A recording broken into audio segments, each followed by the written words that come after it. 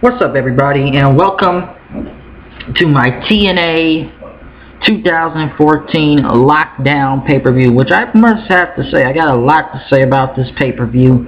So we're going to kick it off right here, starting off with, Team TNA, Bad Influence, and Chris Sabin going against the Great Muta.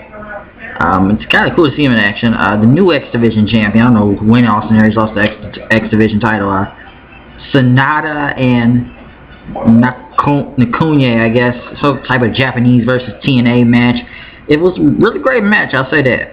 Really kind of cool match, like cool match to see. I've really never seen the Great Muta in action. I've looked videos of him, but seen him live in TNA. I don't know where he puts all the mist to spit it out. He was really good in the ring. All the TNA versus pretty much the Japanese team right there with Muta. But they pretty much picked up the win, getting it over. Who they get the win over? It was pretty much a great match. I think it was like a moonsault or something from Sanada, I believe. Just to check what I wrote down. It was a really good match. With that, a great way to kick off the show. So I think for a 6-man tag, crowd was kind of going with a "This is awesome" chant right there for me. So I've really never seen the Great Muta in action, but it was kind of cool to see him in action. Dixie Carter came out and cut this horrible promo about whatever it was, LeBron James. I felt that promo was so bad. It wasn't even go. I don't even know. It was just go away heat. It was like go away, just go. It sucked. Next match of the night: Samuel Shaw versus Mr. Anderson. What do I have to say about this match? Samuel Shaw versus Mr. Anderson was pretty much Shaw coming out, getting ready to jump off the top of the cage. When Anderson said, "Let me beat the hell out of you first." The match was going on really good with Anderson, Shaw, and Anderson, pretty much the ref had got hurt, and they pushed the ref off the door, and Anderson hit a mic check, another mic check on the turnbuckle. He climbed out of the cage as Christy Hemme cheered on her. She got so close, Sam Shaw pulled her in from the camera view. Anderson had got the keys and got back in and attacked Shaw, taking him down, got Christy Hemme out of there, but Samuel Shaw hit a low blow and went for that chokehold then. And did he win by pinfall or was it escape? I believe he I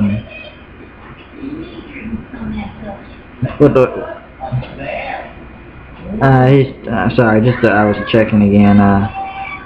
He pretty much went through the cage door for the win, so it was a really good match.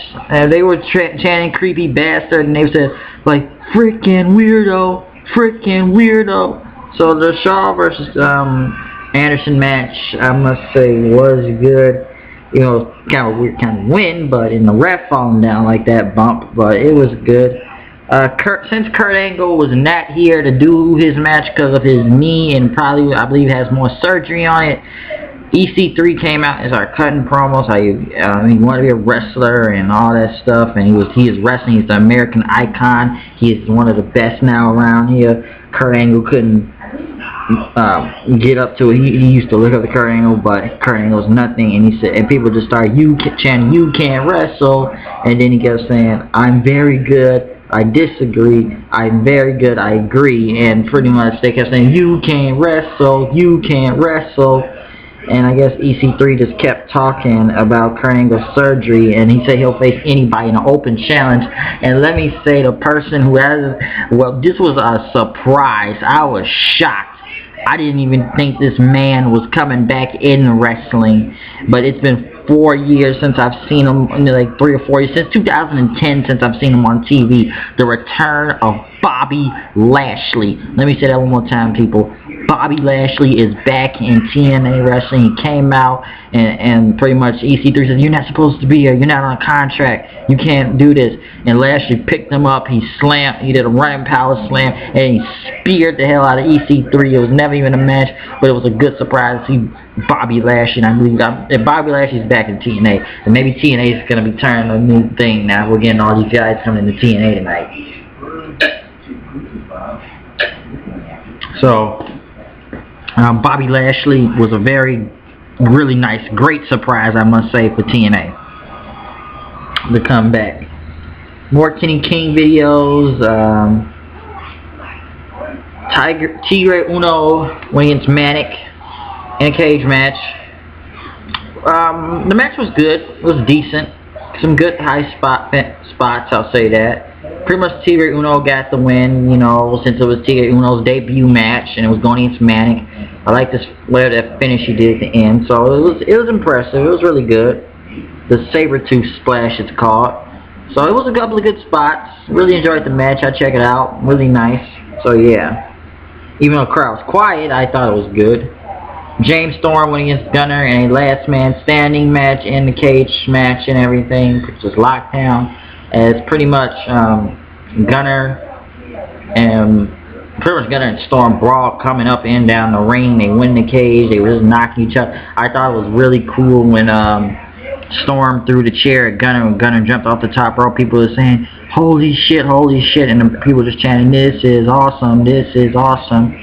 It was an overall really good match, I must say that, with Gunner and Storm. But it pretty much ended with the Gunner hitting another gun rack. He was able to dodge James Storm after Storm kept hitting him with the chair and everything.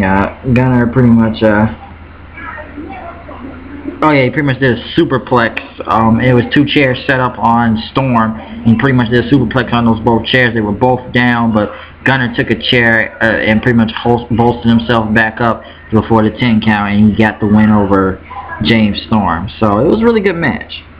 So Gunner versus Storm, it was a hell of a brawl. Good brawl. Crowd was into it. I must say that was really good. Max and Ray went against Gil Kill for the Knockouts Championship. Cage match, lockdown, which the crowd was really interested in this.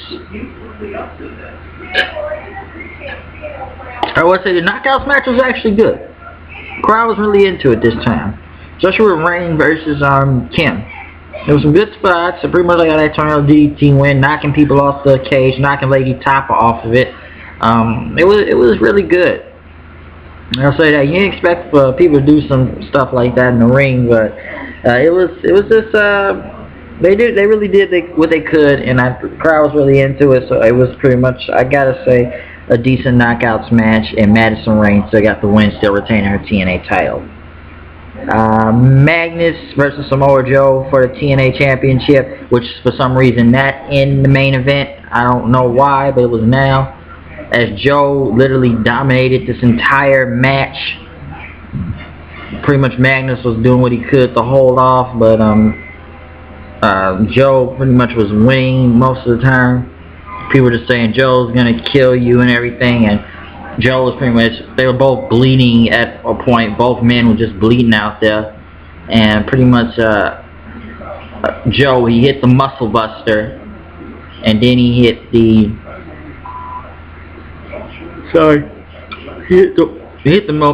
the muscle buster, and then he hit the Coqueta clutch, pretty much choking out Magnus, thinking Magnus was really going to tap out. Joe was really about to get the win over Magnus to win the title, till an arm popped out of the ring, and he pulled Joe down into the abyss down there. They pulled him down, whoever pulled him, Samoa Joe, and Magnus was backed up as Samoa Joe came back from there, pretty much looked more pissed. He took his hand over Magnus' throat and was choking him up all the way up onto the cage, onto the turnbuckle, until Abyss came in the ring and took Janice and hit Joe in the midsection, which I don't know why was a stupid weapon, I guess.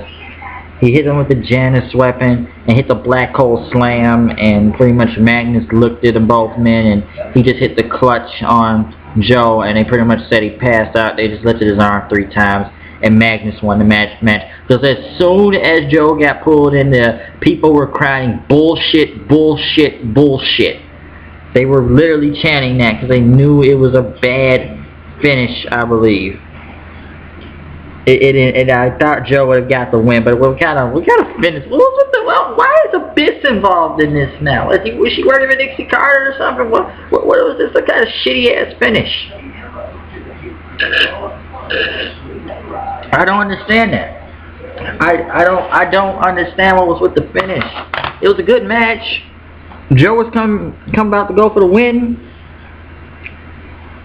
but I just think the crowd, knew this was a bad finish, and that's why they were chanting bullshit. Why was there bullshit? It just was. MVP, Davey Richards, Eddie Edwards, and supposedly Jeff Hardy versus Bobby Roode, Austin Aries in the Bromans and the Lethal Lockdown match to get to see who was going to get control of TNA, as MVP and Austin Aries were the first ones in. Match was kept going on. Robbie E came in next. After that, Eddie Edwards.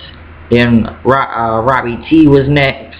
Or, I'm sorry, Jesse was next coming into the ring. Then Davey Richards hit it. Which for some reason people would say, as soon as Davey Richards hit the ring, it was like saying, fuck up Davey, fuck up Davey, fuck up. And people, the match was pretty much going most of the time. And as you pretty much watched on,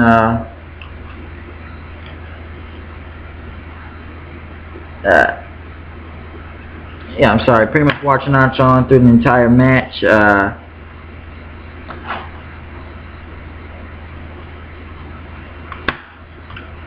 it was going crazy out there, so I'll say that. The match was pretty much going crazy out there most of the time. I'll say that with TNA. Not TNA, I'm sorry, the 8-man tag. I'm sorry, I was paying attention to something else. But they were saying fuck up Davey, fuck up, and Davey Richards hit the ring. And as they pretty much came on and on, Bobby Roode was the last man out there. They pretty much was going at each other. Bobby Roode was taking him down, and pretty much as the final man was about to come in, his team MVP was pretty much being beat down.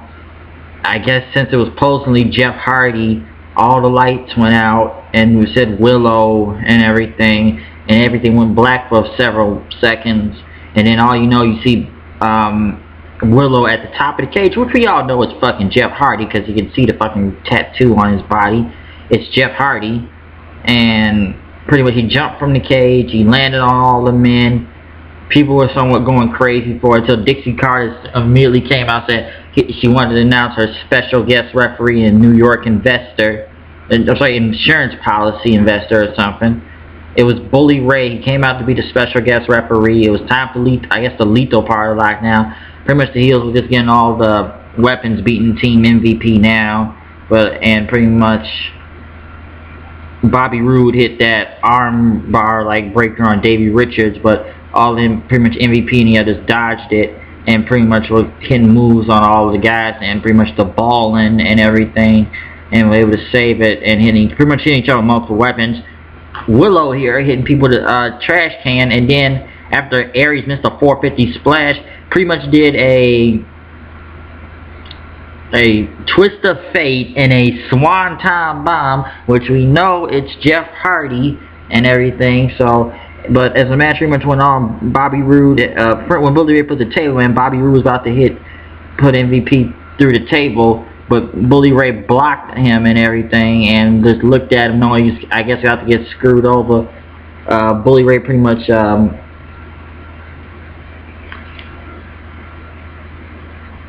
he pretty much shoved Bully Ray and everything, but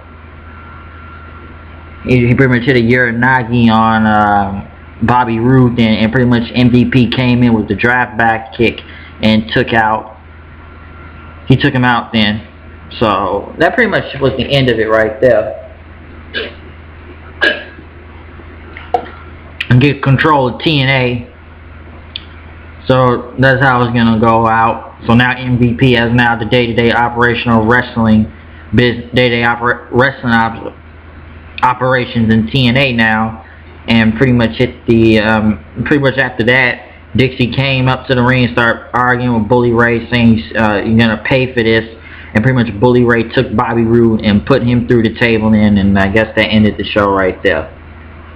Which, a lot of things I can see. I didn't think Bully Ray, I guess, now face. I didn't see the Bully Ray turn coming. And, I guess Dixie Carter getting involved. Was there a lot of good things in this show tonight from all the cage matches? Because the next pay-per-view, April 27th, I believe, will be Sacrifice. So watch out for that. I guess it was a decent pay-per-view. It was a lot of things you saw tonight. Bobby Lashley making his return. I guess they debut Willow Tigre Uno. the great Muta coming here tonight, which was very interesting because it's one of my first time seeing the great Muta perform, and I'm very impressed. Other than videos, but actually watching it live kind of made it cooler to see it. It was pretty much some good matches, I'll say that.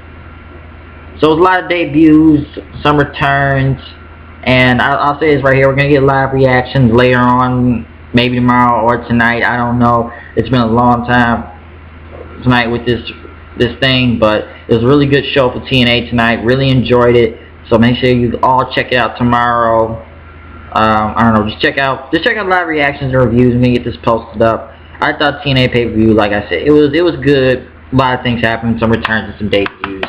MVP team win. This Samoa Joe and Magnus match was good until the fucking Abyss thing happened. But it was, I guess, a good pay-per-view. So I'm out here. I'll see you guys later. Peace.